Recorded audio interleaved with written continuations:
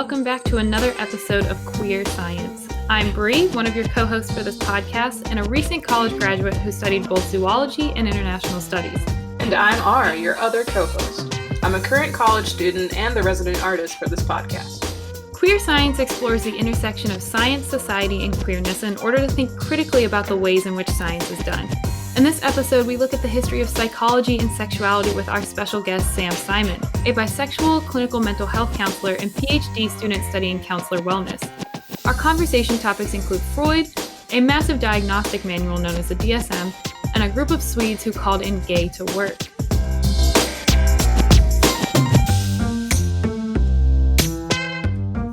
Before we dive in, let's explain some terminology.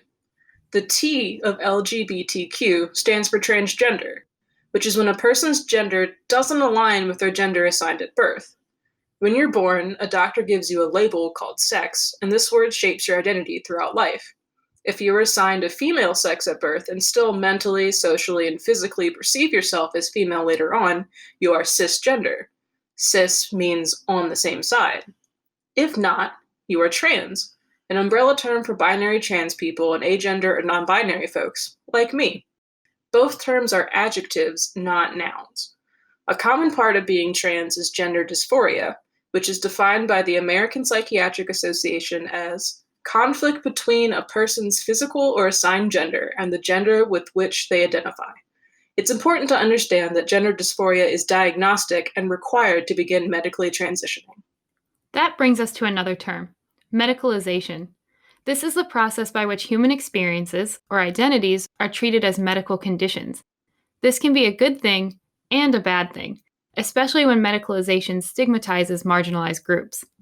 Now that we've covered some necessary lingo, let's get started with our interview with Sam. She's a great friend of ours and has experience working in various counseling settings, adding professional as well as personal insight on these topics. My name is Sam Simon. I am a licensed clinical mental health counseling associate of North Carolina. It's always a mouthful. And so that means I have my master's in counseling, and I've been counseling since 2017. And since then, been working for NC State at the counseling center there. And I also am currently working at an agency practice as well, seeing people in the community. And I'm getting my Ph.D. in counselor education and supervision. So my goal is to teach counselors, because I feel like we need to be doing a better job at it to prepare them after they graduate. So my dissertation is interviewing those counselors who are graduating and talking about their wellness practices, and if we as counselor educators need to do a better job at teaching counselors how to take care of themselves, which I know we do, but it's all about having the numbers and the evidence to show that.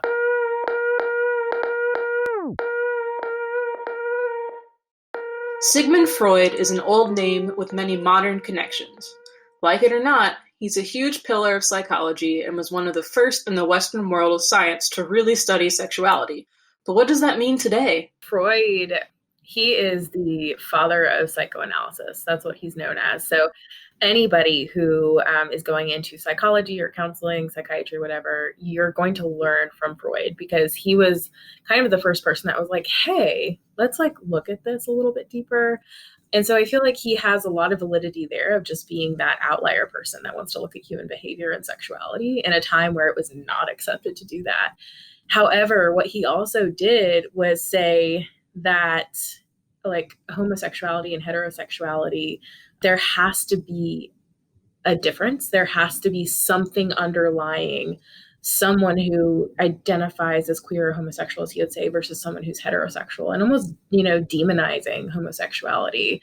And he's kind of flip-floppy. He goes back and forth in a lot of his work, and sometimes he'll say, there's nothing wrong with it. It's just a natural occurrence. But then he stigmatizes it in other parts of his work. And so when you have him as this big figure who is not taking a stance on this, of course, that's going to influence the field.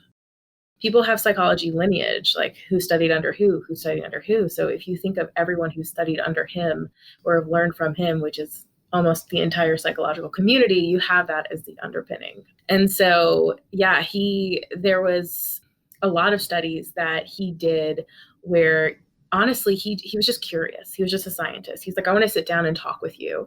I want to figure out, why are you attracted to this woman? You know, as a female identifying person, why are you attracted to this woman? I want to know. Is it some type of pathology, is what he was thinking. And he came to a conclusion at some point where he said, well, if there has to be a reason for homosexuality, there has to be a reason for heterosexuality. So it was almost like he was first weaponizing and demonizing homosexuality, but also saying, if there's a reason for one, there has to be a reason for another, which is very interesting because you don't hear that these days. It's always homosexuality is the thing that's not normal. And he was just, at some point, was saying it's kind of on a spectrum. And that's what he said very early on. But he negates himself so much in everything. He always goes back and forth, and he never took a clear stance. And so that is a problem, because what it does is it left researchers to say, oh, I believe in that. I believe in that, and try and do their own research based off of it. So there was never a clear understanding from Freud what he truly believed. Sounds sort of similar to other scientific studies where people cherry pick what they want to believe out of things, that they say, this is exactly what I believe, so I'm going to support that and ignore everything else, or say that it's a very binary, he did support it or he didn't support it. So Right. Having that acknowledgement of the flip-floppiness, as you said, yes, like, that sounds very similar to other things that are happening currently about we're just going to pick this part of it and everything else we're going to ignore.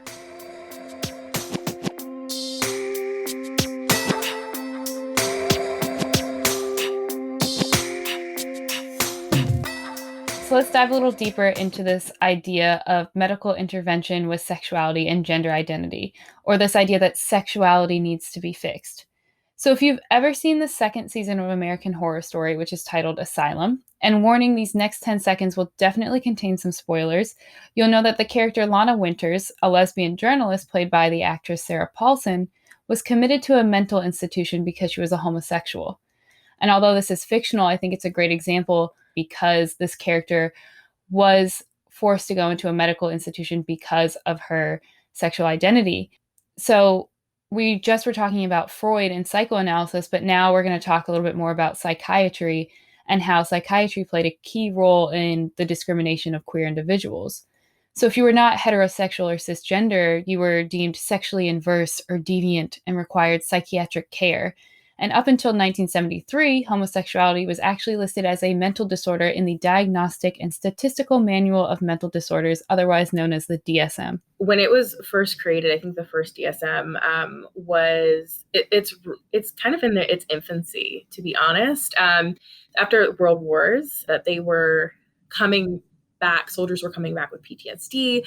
Psychiatrists and psychologists were thinking a lot about, okay, there's something going on here. We're noticing there's hypervigilance. We're noticing a lot of other behavioral factors that we need to adjust and, recognize. And so while before the DSM, I'm going to backtrack, before the DSM was in place, there wasn't a high emphasis on diagnosis. That was never the emphasis for psychiatrists, psychologists, and things of that sort. It was, actually more psychiatrists then. What it was just kind of like an understanding. It was more of a behavioral tactic of, I want to know what's going on with you. I want to sit with you and share space. And it was kind of for scientific thought processes. And then psychiatrists realized, hey, in order to do more research and make sure this is valid, we need to have a manual so that we're all going off of, so that, we can cure this. We can cure specific disorders. We can label them a certain way so that psychiatrist A is also doing the same thing as psychiatrist B. And, doing a lot of tests and a lot of experiments to refine everything. And so the first DSM, it was kind of like, okay, this is what we've been seeing. Let's throw it in here. And it was a meetup of a lot of people, from psychiatrists to pharmaceutical companies, and all of these high name people white tiny people, and put it that way, that had high societal status, that were hopefully, I hope this was in the back of their mind, wanting to come up with a criteria for people for psychiatric disorders. But it was also a lot of red tape, a lot of bureaucracy. It's like, oh, well, if I give you this, then you'll give me this. As far as pharmaceutical companies and as far as psychiatrists, how can we come together to help everyone here? And so that was developed, and they realized that, the DSM in itself, every DSM and every DSM after the first one, you have to look at the psychosocial components around it. So if they're in the society at that point, what was not normal? What was not normal and what was not accepted by white heteronormative religious culture was homosexuality. And so, yes, it was in there for that reason. And then so after this group came together and developed this, they said, this is what's not normal right now. They did a lot more tests and they came out with the next DSM. They're like, okay, well, we were wrong with that one because we did a lot of tests. So it's pretty much this historical book of seeing how our society was normalized and what was normal and what was not normal and what was demonized. So did they explicitly say that homosexuality was abnormal, or was it just kind of assumed through context? Yeah, so there was, from Freud and language, there is instances where you can infer that that is what's being said, that there is I don't really remember the exact terminology, but there is a disconnect between, a deviance. That's the word I was looking for. There was a deviance in the human, like to be a homosexual person. And so you were deviant from normal culture. That's essentially what was portrayed.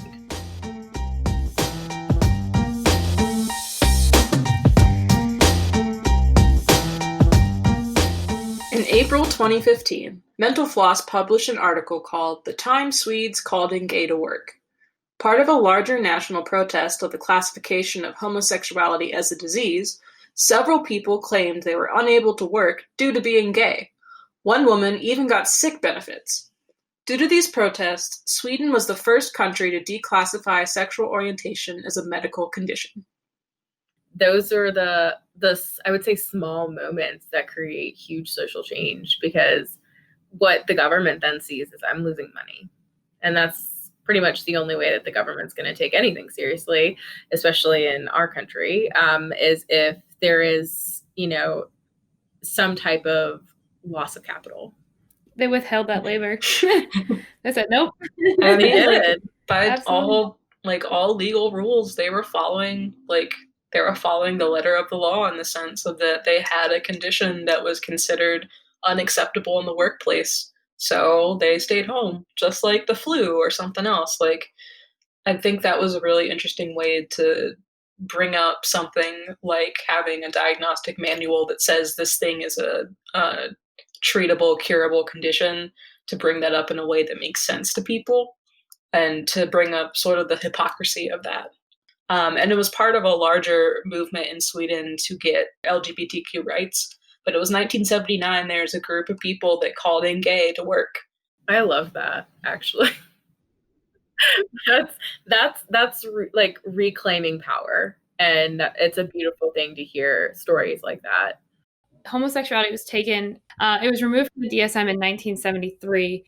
And so I was interested in knowing a little bit more of how that came about. Was it just a new volume that was released? Was there a lot of pushback? Do you think it's very much so reflective of what was going on? I mean, we had Stonewall that happened in 1969 and all sorts of stuff. 100%. For any DSM, what happens is they have a committee for a DSM. And, honestly, I could probably show you. There's a whole list of people who are on this committee. And what they discuss is, the political climate at the time, sociocultural climate at the time, and all of the tests and experiments and research, right? So they do exhaustive research And I think the last DSM, I want to say it took 9 years to come out or something of that sort. Like it takes a long time to develop all of this information. It's kind of like a grand meta-analysis of all the research that's been done. And so I 100% would agree that yes, it's definitely, there's political context to it, just like with anything. But also the movements, of course, there's going to be people that say, this is what's in the best interest of this group of people, and people who we might not even know the names of that were fighting to get that removed from the DSM. And all of those minds together, I think, really shape the DSM. I hope from the research that people are doing in academia and all these people that gender dysphoria does get out of the DSM at some point, or there's a better understanding from the community.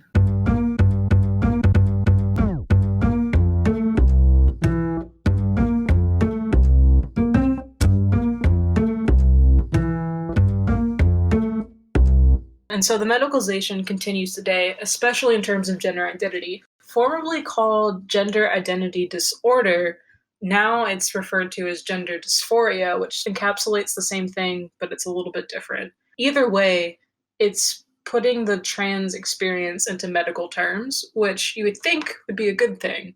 But in actuality, it's saying that this is a condition that needs to be corrected and fixed, and there needs to be some sort of medical intervention to make this person that is clearly, quote unquote, sick better.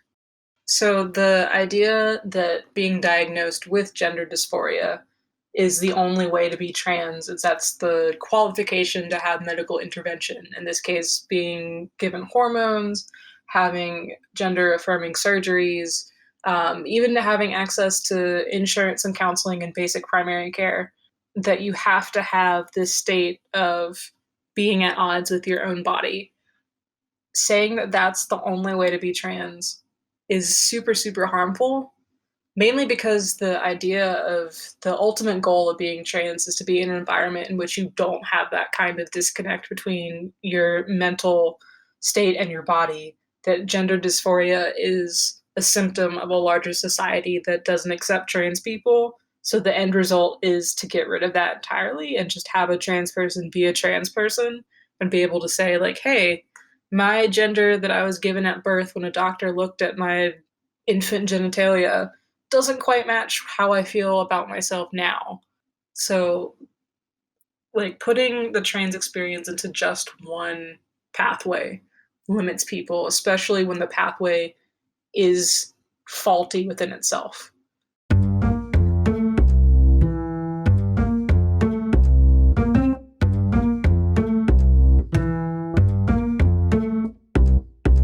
Insurance, mental health, and queerness, I think, especially gender queerness and being trans, I think is an interesting relationship there too, of having to get a diagnosis in order to receive the medical treatment that you need, and then have to go through insurance claims for that is another layer. Yes, a lot of messy layers, and I could get on that soapbox for like an hour of how infuriating that is.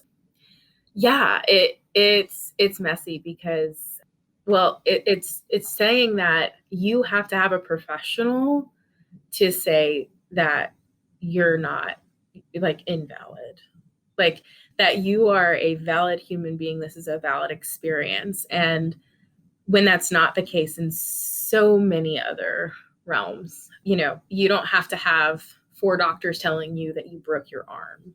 It's just like, it's this disconnect, it's this stigma with mental health, and the fact that, like, okay, I have to sometimes go to a lot of therapy before some therapists will write even a letter.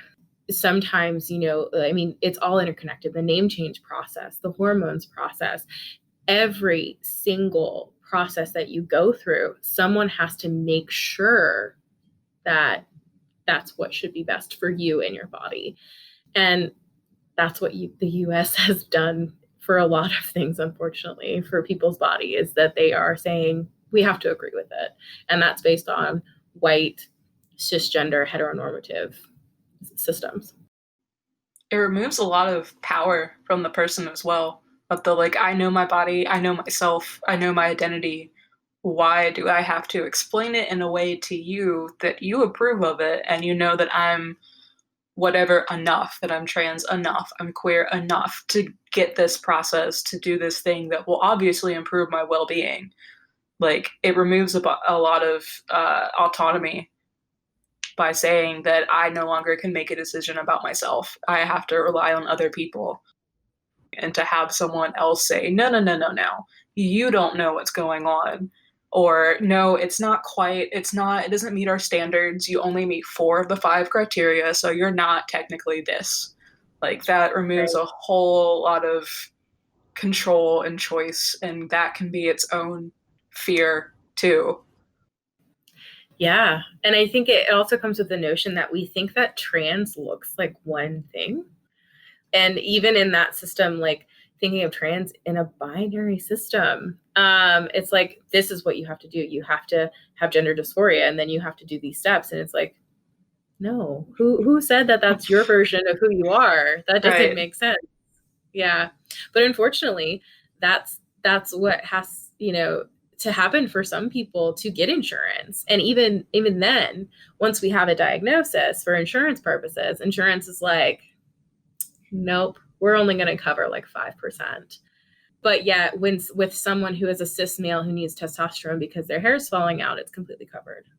Thinking of all those commercials that are like hair loss, or like the low T thing where it's like, are you a man over 65 and you're no longer having the energy or whatever? Like, those you can, like, those are readily available.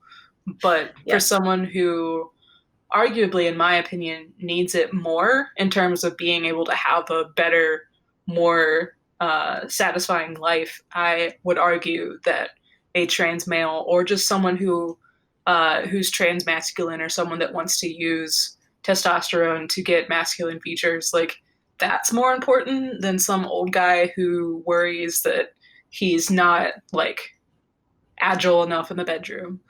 Like, Right. Exactly. Yeah.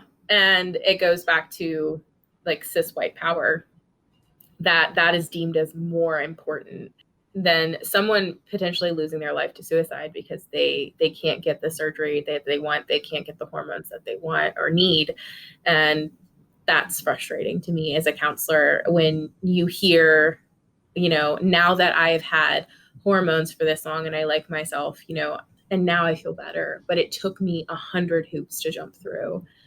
And that's just so frustrating to me because people are talking about, oh, how do we prevent suicide? Take care of someone. right. Be a human being, be decent. But yeah, unfortunately, it's not like that for insurance.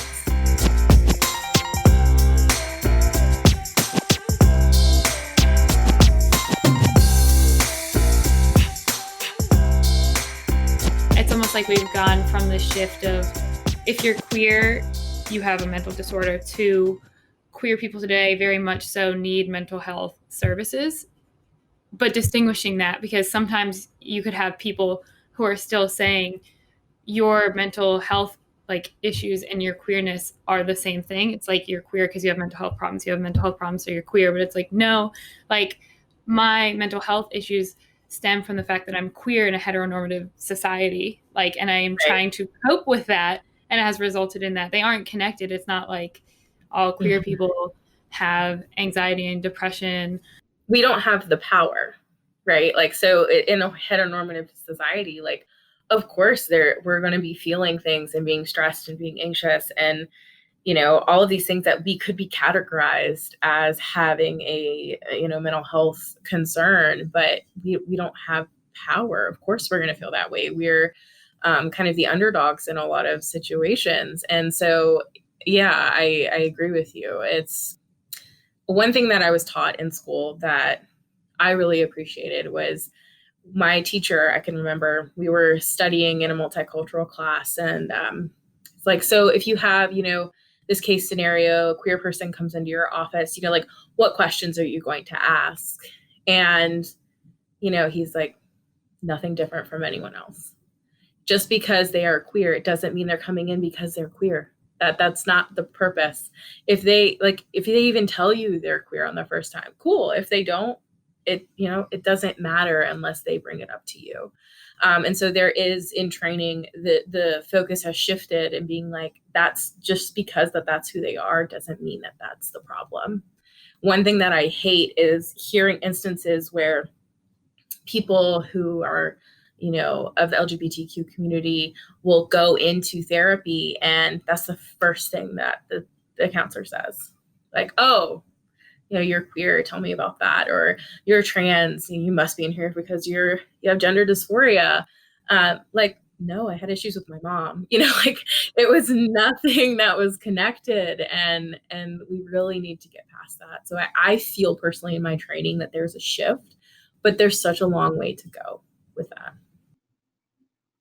So in that circumstance where you have an LGBTQ patient or someone who wants therapy, is there any benefit in the counselor or therapist being a member of that community? For instance, the same thing with racial or ethnic identities. They generally ask on forms, do you want someone who is of the same demographic group as you? Is there any benefit to that, even though you're supposed to treat people the same? Is there any benefit to having specifically queer counselors with specifically queer patients? Yeah, for sure.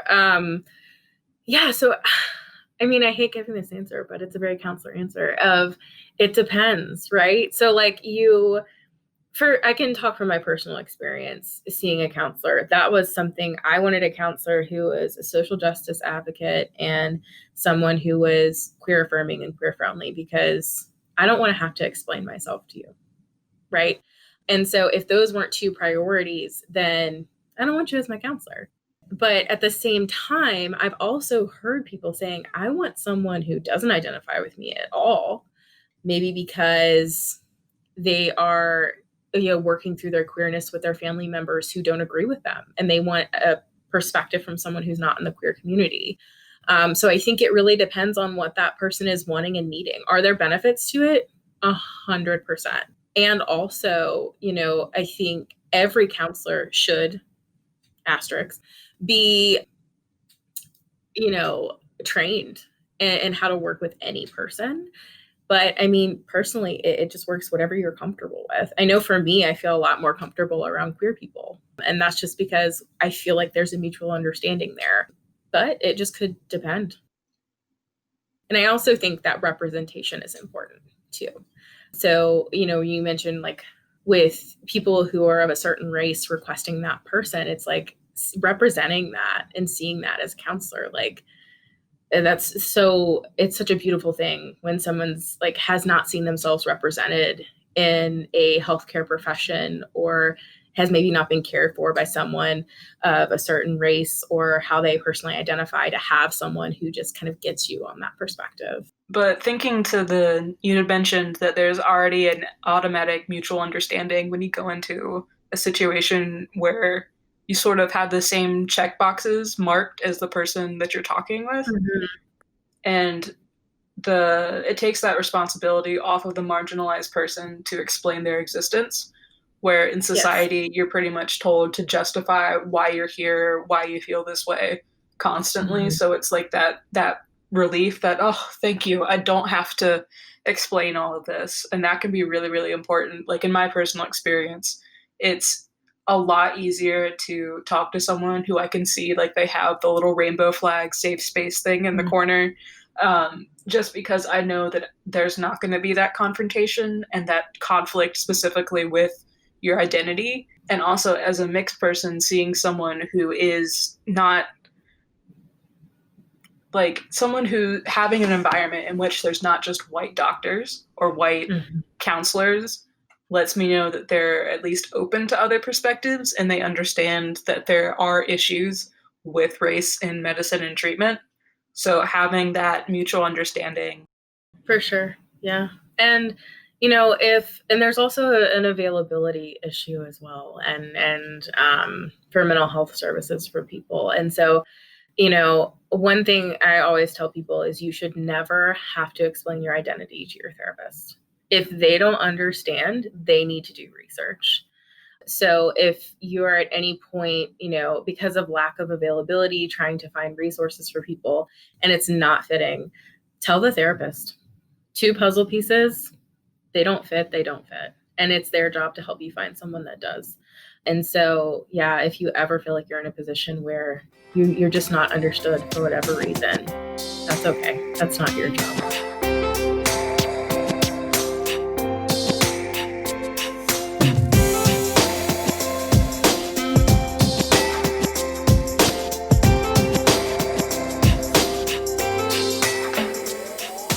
For more information regarding what we discussed in this episode, please be sure to check out our show notes.